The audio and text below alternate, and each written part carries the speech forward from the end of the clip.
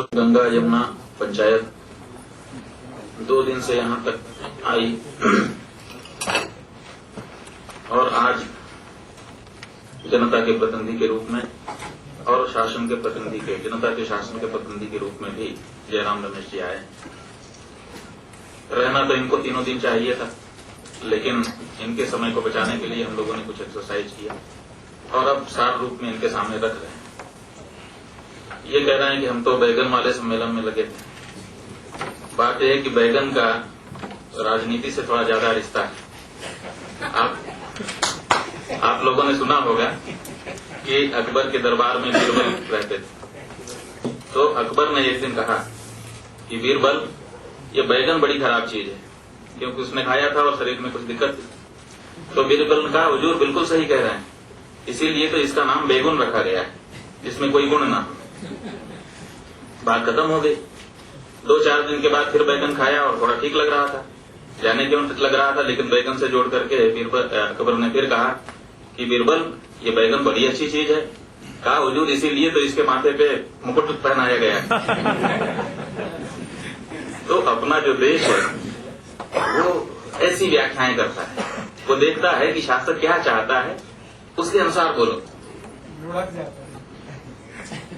तो ये एक परंपरा रही है, लेकिन अपने ही देश की एक परंपरा ये भी रही है कि शासक खुद पता करता था कि कहाँ क्या हो रहा है, जनता क्या सोच रही है, और उसके अनुसार स्वयं निर्णय लेकर के जनता के लिए तत्पर रहता था। भगवान श्री राम ने अपने शपथ ग्रहण समारोह में जो कहा था हाथ उठा करके कि अगर मुझे ये राज्य और यहाँ तक कि अगर मेरी प्राणप्रिय जानकी को भी छोड़ना पड़े तो भी मैं प्रजा के लिए उसको छोड़ दूंगा। ये भी एक आदर्श अपने देश में ही है।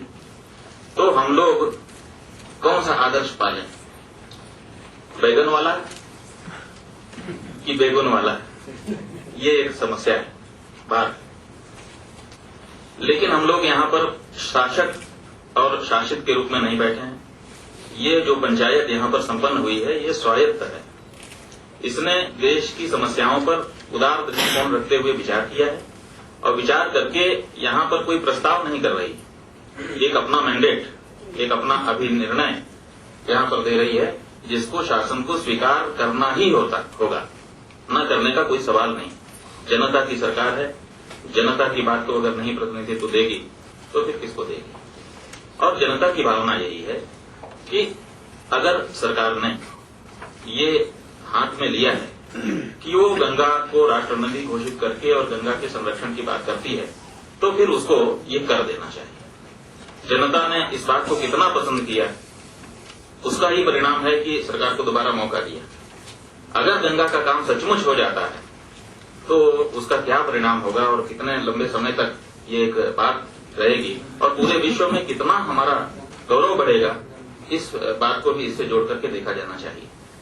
सबको पता है कि अनिरुद्ध जगन्नाथ जब आए थे तो वो त्रिवेणी के तट पर प्रयाग में गए थे और झोले में कपड़ा लेकर के उनकी पत्नी गई थी कि हम गंगा स्नान करेंगे, त्रिवेणी में स्नान करेंगे।